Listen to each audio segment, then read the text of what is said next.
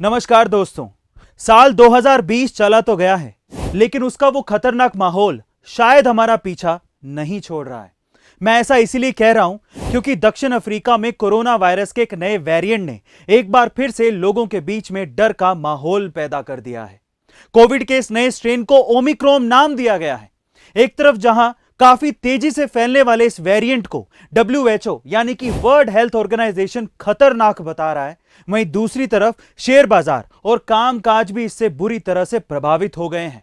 और अब दुनिया के तमाम देश इसके संक्रमण से बचने को लेकर सतर्क हो गए हैं। क्या है ये नया वेरिएंट? क्यों है ये इतना खतरनाक? क्यों है शेयर बाजार पर इसका इतना गहरा असर? और क्या इस वेरिएंट के आने से भारत और दुनिया की स्थिति बदल जाएगी? जानेंगे मेरे यानी कि अरविंद अरोड़ा के साथ डीप एनालिसिस विद A2 में। तो चलिए सबसे पहले बात कर लेते हैं इस वेरिएंट के बारे में। इसका औपचारिक नाम B11529 है। इसे कोरोना का अब तक का सबसे ज्यादा म्यूटेटेड वर्जन कहा जा रहा है। WHO ने इस वेरिएंट को ओमिक्रॉन नाम दिया है और कहा है कि इस वायरस की कई म्यूटेशंस हैं, जिसके कारण इसके काम करने का तरीका अन्य वेरिएंट से बिल्कुल अलग है। वहीं दूसरी तरफ दक्षिण अफ्रीका में एपिडेमिक रिस्पॉन्स एंड इनोवेशन के विशेषज्ञों की माने तो ओमिक्रॉन में कोरोना के अन्य स्ट्रेन के मुताबिक बहुत ज्यादा म्यूटेशंस हैं।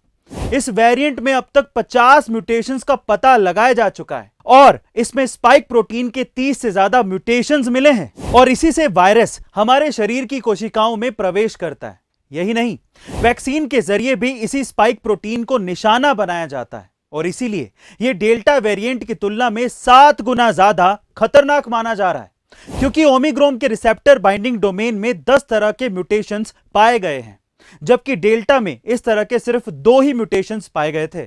और दरअसल दुनिया भर के विशेषज्ञ इसी वजह से इस वेरिएंट को बड़ा खतरा मान रहे हैं और यही कारण है कि दुनिया भर में अफ्रीकी देशों की फ्लाइट्स को रोकने का सिलसिला भी शुरू हो गया है। इजराइल ने 7 अफ्रीकी देशों से आने जाने पर पाबंदियां लगा दी हैं।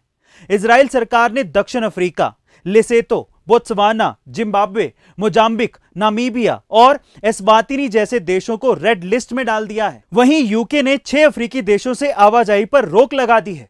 इसके बाद अमेरिका ने भी अफ्रीकी देशों से आने वाली फ्लाइट्स को रद्द कर दिया है। यहां तक कि भारत सरकार ने भी इन देशों की सभी फ्लाइट्स पर रोक लगा दी है और इसी आवाजाही का रुक जाना ही असली वजह बनी कि शेयर मार्केट बुरी तरीके से नीचे गिर गए। देखिए, हुआ यह कि अलग अलग देशों में कोरोना वायरस का नया वेरिएंट सामने आने से निवेशक नर्वस हो गए।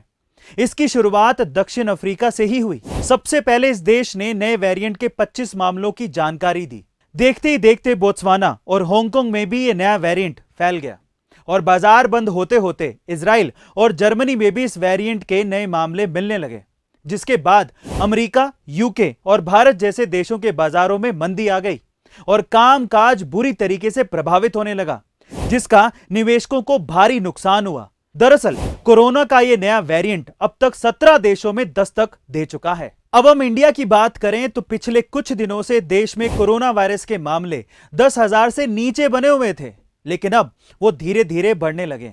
हालांकि अभी ये साफ नहीं हुआ है कि ये नए केसेस नए वेरिएंट से ही हैं, लेकिन दुनिया भर में कोरोना के नए ओमिक्रॉन वेरिएंट की दहशत के बीच मुंबई का एक आंकड़ा डराने वाला है। दरअसल शहर में बीते 15 दिनों में अफ्रीकी देशों से 1000 लोग आए हैं और दक्षिण अफ्रीका में ही ओमिक्रॉन वेरिएंट का पहला मामला सामने आया था और उसके बाद कई अन्य अफ्रीकी देशों में इसका विस्तार भी हुआ है।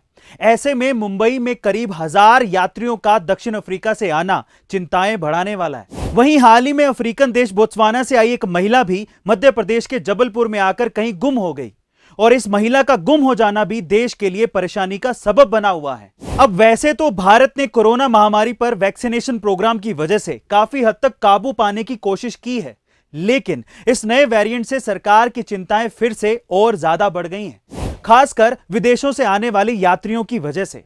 बहरहाल सरकार ने इसके लिए कड़े निर्देश जारी किए हैं। आगे क्या होगा वो तो वक्त ही बताएगा, लेकिन आप अपनी तरफ से सतर्क रहें। साथ ही कोरोना के नए वेरिएंट से बचाव के लिए सारे नियमों का पालन भी करें। बिना काम के घर से बाहर ना निकलें और यदि निकल भी रहे हैं तो मास्क जरूर लगाएं। सतर्क रहें, सुरक्षित रहें।